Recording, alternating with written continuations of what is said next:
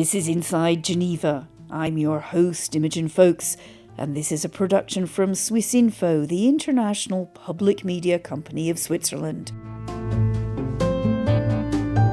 In today's program, I think it's more difficult to get the human rights message here in New York at the General Assembly, but hopefully, we will be heard.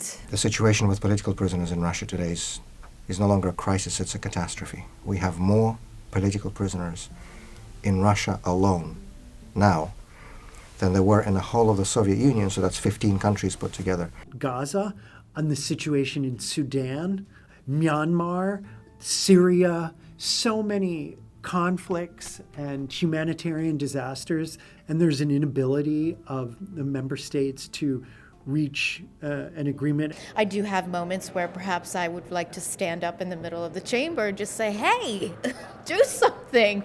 But that's not professional, and I would get kicked out and I would lose my press pass. So, for peace and security, human rights is the core. Without human rights, we cannot have peace or security. hello and welcome again to Inside Geneva. I'm Imogen Folks. And as maybe you can hear, and as I promised on our last episode, we're here in New York this week, in part to see how human rights defenders get on when they put their case here, far from the UN Human Rights Council in Geneva. But first, slightly embarrassing confession coming up.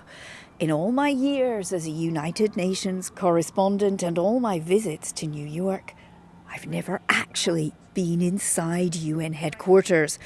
So I'm standing outside right now. It is a beautiful sunny autumn day, or maybe, since I'm here, I should say fall day here in Midtown Manhattan. And the first thing I'm going to do once I get through UN security is go and catch up with a New York-based colleague. I'm Dawn Clancy. I'm a reporter here at UN headquarters in New York, and I write about the UN. You write about the UN from here in New York. How high on your radar, your journalist radar, is Geneva?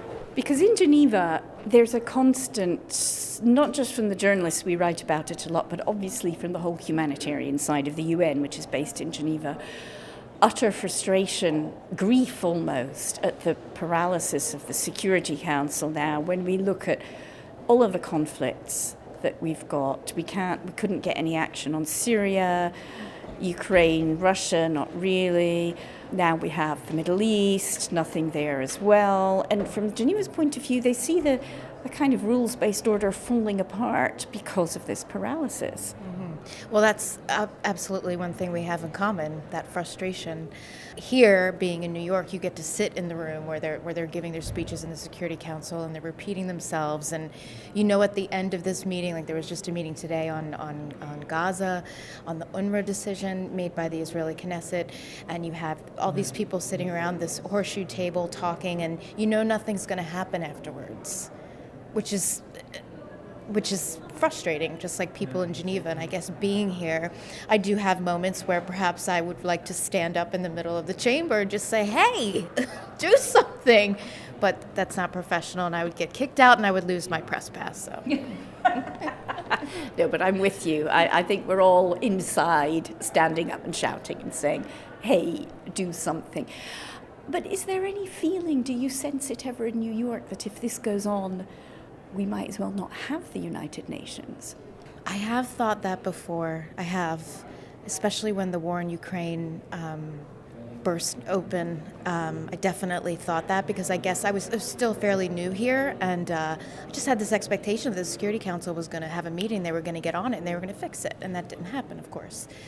But as time has gone on, I have grown to appreciate the role that the United Nations plays, even if it can't fulfill its mandate, or we're talking about a specific organ like the Security Council. But it is truly the one place in the world where all these world leaders can get together, even if they're not talking to each other. They still all convene here, UN high-level week, and I think that is really important because otherwise I don't know where else that would happen.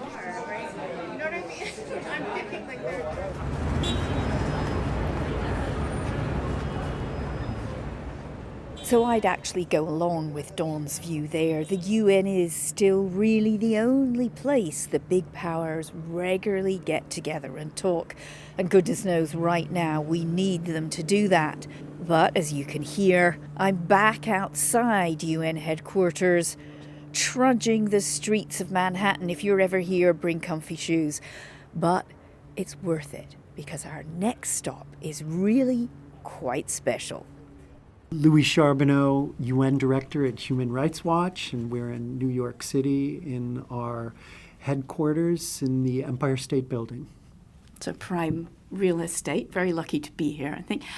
I'm quite interested since I've been here a couple of days now, and it's kind of weird that although I've been a UN correspondent myself for 20 years now, it's the first time I've been into the UN in New York. Some of the things felt really the same. Other things felt really quite different. I'm wondering, in Geneva, because it's the humanitarian headquarters of the UN, there is frustration pretty much from top to bottom at New York, that the humanitarian agencies feel that they are having to mop up blood, literally, because of the failures in New York of the political wing of the United Nations.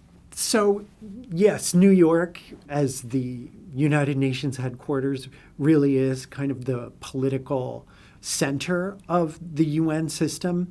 And certainly if you look at the UN Security Council and you consider what it does or doesn't do on issues like the horrific hostilities in Gaza, on the situation in Sudan, Myanmar, Syria, so many conflicts and humanitarian disasters that have been going on for a very long time. And there's an inability of the member states to reach an agreement. And it's really disagreements among the big powers, really the 5 permanent Security Council members, Russia and China on the one side, and the U.S., United Kingdom and France on the other side. There are these deep geopolitical divisions that we increasingly see. They're making it difficult for the Security Council to do anything. And then, yes, in Geneva, your humanitarian people are left to deal with this. And you're right to talk about mopping up the blood. And it's almost a cliche to talk about a lack of political will. And there is that, but it's also that there's a political determination on the part of some people to prevent any action to happen. There is political will to block the Security Council from constraining Israel. I mean, we at Human Rights Watch and other organizations have called on governments to stop supplying weapons, that they call on Israel to comply with international humanitarian law, but then they give them bombs that weigh thousands of pounds and are inherently indiscriminate in a densely populated place like Gaza. I don't see how they can reconcile those two things. But, double standards, no border. We see Russia talking about protecting civilians in Gaza, China as well. And we all know what Russia is doing in Ukraine, where they're bombing hospitals and schools and theaters, and the reports of torture in detention and summary execution of prisoners. But if there's one thing that is really difficult to listen to is the way that governments compartmentalize, and they will condemn Russia for attacking civilians in Ukraine, which they should, and we do. That is a good thing. We would never want to say don't do that. But then to turn around and to give the government of Israel a free pass because it's their friend and ally, it really undermines the message when they're saying the right things about accountability and protection of civilians in one context, and then turning around and saying, well, but it's okay in Gaza. It harms the message. Или нет, вам не нужно, вам только аудио. But into that UN paralysis that we all complain about so much in Geneva comes a hopeful UN special rapporteur. And back in UN headquarters, she's got a big day ahead. I'm Mariana Katzarova. I'm the United Nations Special Rapporteur on the human rights situation in the Russian Federation. And we're in New York, where I am delivering today my new report. It's a thematic report called Torture in the Russian Federation, a tool for repression at home and aggression abroad. You've also got an event here with former political prisoners from Russia, former Ukrainians who have been held in Russia. It's been viewed as somewhat controversial to put Ukrainians and Russians on the same panel for a side event. And yet I sense that what you're wanting to show New York, and particularly people who may have a rather simplistic view, is that in both these countries, there are people absolutely dedicated to promoting human rights. I think it's very important to keep in mind the title of my report and the link between repression at home and aggression abroad. And I think this is manifested through the tool of torture, the strategy of torture that has been employed by the Russian authorities against their own people, against the political prisoners, the marginalized group like LGBT persons or conscientious objectors to military service, or the mobilized men who refuse to fight in Ukraine, indigenous people, national minorities. At the same time, the same severe torture methods are used against Ukrainian detainees in Russian prisons. They catch them on the occupied territories, arbitrarily detain them, Ukrainian civilians, Ukrainian military, and then deport them to the Russian Federation, where many of these people are kept without a charge, again, incommunicado, being subjected to torture, anything from sexual violence and rape to use of electric shocks. All these torture methods actually have colorful names. This is how in the Russian law enforcement system they're known, both by victims and perpetrators. So, for example, the prolonged electric shocks to the sensitive parts of the body, very often to the genitals, using a field military telephone called Tapik, is known in Russia as a call to friend or a call to Putin. This is the name of the torture method. I mean, there are many of these colorful names. It's almost sinister, and I have presented them in the report. Putting the Ukrainians and Russians together is also because, first of all, at my invitation, here are more than 24 Russian human rights defenders from inside Russia and outside who are continuing their human rights work. But also, I've invited a representative, the director of the Nobel Peace Prize winning NGO, Center for Civil Liberties from Kiev, who are continuing together, the two civil societies, to help each other in finding the Ukrainian detainees or documenting abuses for future court proceedings and accountability. The work that these human rights organizations are doing, they're doing it together in a way.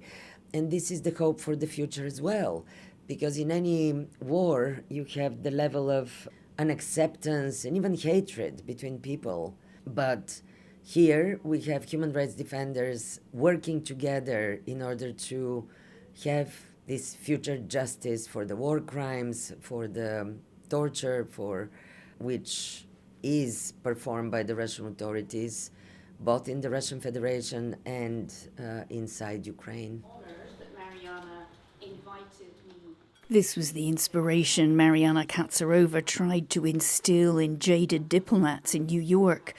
As you can imagine from her descriptions there, the experiences of the human rights defenders she brought to the UN from both Russia and Ukraine were often hard to hear. The side event heard from a very young woman living in Kyiv who, visiting her father in Crimea, who was ill with cancer, was arrested and detained in Russia for months. It also heard from one of the most famous Russian political prisoners of all time, Vladimir Kara-Murza, recently released in a historic prisoner swap. Just 3 months ago, I was certain I was going to die in that Siberian prison. I never thought I was getting out. So this miracle, the prison exchange on the 1st of August, it was a miracle. That's the only way I can describe it. But it was, in so many ways, a human-made miracle that was made possible by relentless, sustained advocacy by so many people in a democratic world. The situation with political prisoners in Russia today is no longer a crisis, it's a catastrophe. We have more political prisoners in Russia alone now than there were in the whole of the Soviet Union, so that's 15 countries put together towards its later period in the middle of the 1980s. In Putin's Russia, people are getting longer prison sentences for peacefully expressing their opinions than other people get for rape or murder or drug trafficking. This is the reality of Vladimir Putin's Russia today. Afterwards, I caught up with journalist Dawn Clancy again. I found this event to be incredibly informative, and I did indeed learn loads of what I didn't know before about Russia, torture. When you're here in New York, you're focused on the Security Council and everything's really, really political and you forget the people. But then when you have a side event like we attended today and you get to hear stories of people who were political prisoners and held in jails and then released, and you see the pain on their faces and you hear it in their voices that they're trying to make a difference. I mean, that's really impactful, and I think that goes back to your question about UN and its relevancy. That is one of the gems of the UN, is that we can have events like that and people can come together in that humanitarian space and get regular people to talk about the impact of decisions that are being made at the UN or not being made at the UN and Security Council and how it impacts them. Do you think it's particularly important at this juncture for Russians, human rights defenders in Russia, to come across the pond to the United States and show this different picture, a very repressive regime, not necessarily one you can easily do a deal with, and the fact that there are still people, very different Russians, who are defending their human rights despite the huge risks to themselves? Absolutely. Because in war, what's the first casualty of war? It's the truth. Okay, that's absolutely the case here, and it happens here at the UN, and you get a very closed picture of what's happening. Before I attended that event, I would not have known about these Russian lawyers and advocates who are fighting for people who are wrongfully imprisoned. I absolutely think that needs to be part of the conversation. And the reason it needs to be is because it's almost taboo to do so in the first place. To mention while there's a war going on in Ukraine, well, there's also people on the Russian side who are struggling. The more we have those conversations, the more people will get used to it, and maybe we can work with that taboo a little bit. But it is a bit frustrating, even as a journalist, because you have to walk a line. Well, if I bring this up about why are you talking about Russia? They invaded Ukraine. But Russia is a country. It's people. That's where all the stories are. That's where all the shading is. But it's not just the lack of nuance in our understanding of what's happening in Russia that's a challenge for Russian human rights defenders hoping for support here in New York. Over the next 48 hours, there's a packed programme at the UN. The Commission of Inquiry on Ukraine will deliver its report to the General Assembly, which will also hear multiple reports on the Middle East. I've literally just bumped into Navi Pillay, former UN Human Rights Commissioner, and now the chair of the inquiry team for Israel and the occupied territories. All this is likely to suck attention away from people, courageous though they are, who come from a country many diplomats here view themselves at war with. Let's talk to Human Rights Watch's Louis Charbonneau again. Russian human rights defenders need to be supported. They need to be nurtured. And there needs to be attention to the work they're doing. It takes so much courage to be a human rights defender in Russia and even outside Russia, because we have seen this increasing phenomenon of transnational repression, right, where it is no longer enough to cross the border from a country where the government might try to put you in prison or torture you or even murder you, right? So Russia has already proven that it is willing to go abroad and hunt people down. So people who are willing to go out publicly and talk about the situation that they're facing inside Russia, where it has really become just increasingly a full-blown authoritarian state. Yeah, it's great that they had a chance to have a platform. And yet, in the same 48 hours, there was also the Commission of Inquiry on Ukraine. There's the special rapporteur on the occupied territories. There's Navi Pillay, who I ran into yesterday, the Commission of Inquiry on the occupied territories. So there's this big competition for attention in some of them, and I felt a little bit with the Russian one, not really getting the attention they might actually need. Yeah, one thing that I wish they didn't do it like this, where they have all of these human rights bodies, mechanisms showing up at the same time. They're only 24 hours in a day and 8-9 hours in a work day, and you can only schedule so many press conferences, and journalists and diplomats can only go to so many. We shouldn't have them all at the same time. It would be great if they could stagger them so that we could have a week with the Russian human rights defenders and Russian human rights experts, a week to talk to the ones who are focusing on what's happening inside Ukraine, then a week to focus on what's happening in Israel, Palestine. But unfortunately, I'm not the one who's scheduling these things, and they cram it all into one very short period, and it's just not fair.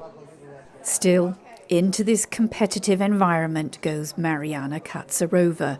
She's just about to head into the General Assembly now to present her report on torture in Russia, but I've managed to catch up with her. I think it's more difficult to get the human rights message here in New York at the General Assembly, but I'm having my interactive dialogue with states today.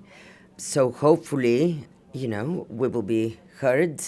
I always say to member states in Geneva, please brief your counterparts, engage them better, because it's the same member states, but with a different level of understanding for human rights. Here in New York, the delegations, and in Geneva, where they're experts, of course, in Geneva, because they deal with the Human Rights Council issues. So I think the connection between New York and Geneva has to be strengthened. What would you like the General Assembly to do? I mean, what would be the best outcome once you've spoken to them? Well, I hope that, first of all, in any other resolutions or decisions the General Assembly will be taking on connected to either the war against Ukraine or the Russian Federation itself, that they take into account my reports and my recommendations. They take into account the situation with human rights. And again, given that the experts of the member states are at the Human Rights Council in Geneva, I'm really hoping that it will be, I will first of all get their attention, but also they'll be using it. And they will be pushing the agenda of putting pressure on the Russian authorities to comply with their own obligations to the UN, to the international standards, to the UN conventions. That's very important, because there cannot be, for peace and security, human rights is the core. Without human rights, we cannot have peace or security. And this is what New York discusses in the General Assembly. It's protecting the peace and the security. It's so nice to see you. You too. It's really great. peace and security. How wonderful if the UN could really safeguard those things for all of us. But right now it's not doing too well, unfortunately. In this episode, we've tried to explore why that might be, from the power games and paralysis of the UN Security Council to an oversimplistic black and white view of the world. Just this morning, to Mariana Katzarova's dismay, after all her hard work, the New York Times carried an article about Russian torture in Ukraine with no mention of the brutal repression faced by human rights defenders, journalists and lawyers inside Russia itself. It's been interesting to see the similarities and differences between Geneva and New York. The same slightly bureaucratic atmosphere, the same soulless UN cafes, the same rigorous security. But over here, more global politics and less detail and focus on human rights. We hear a lot these days about how dysfunctional the UN is, how bloated, how ineffective. And frankly, 5 days in New York has reminded me of all those things. But then I see the hope on the faces of those young Russians who have suffered terrible abuse and have come all the way here looking for support. We need an effective UN to address that and so many other global challenges. The UN is made up of its member states. They make the policy. They decide. They appoint people like Mariana Katzarova to scrutinise human rights in Russia, or Navi Pillay to investigate the situation in Israel and the occupied territories. They do their work. They bring in-depth reports to the UN. The least member states can do, I think, is listen, understand, and then hopefully act. And that's it from this edition of Inside Geneva. My thanks to Louis Charbonneau, Mariana Katzarova and Dawn Clancy. We hope you enjoyed our New York adventure. Next time we'll be in Strasbourg, where the Council of Europe's Commissioner for Human Rights is marking 25 years. It's a body that works closely with UN human rights, and as some listeners may know, Switzerland currently holds the position of Secretary General at the Council. We'll be there for a very special debate, standing up for human rights in challenging times. Do join us then, and for now, thanks for listening to Inside Geneva.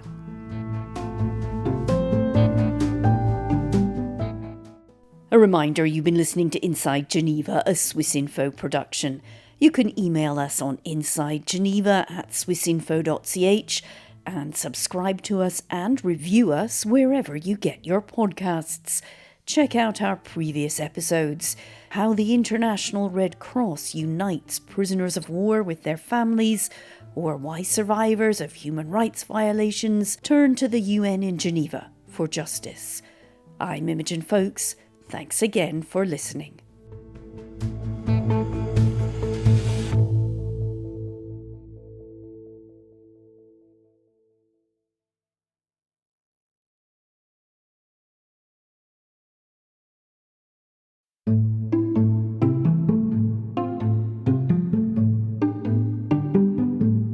If you enjoyed this episode of Inside Geneva, do take a listen to another of our most popular episodes, Aid Organizations and Racism. We are an incredibly diverse organization, as are most humanitarian organizations today. It has become a lot richer. It has become a lot closer to the beneficiaries.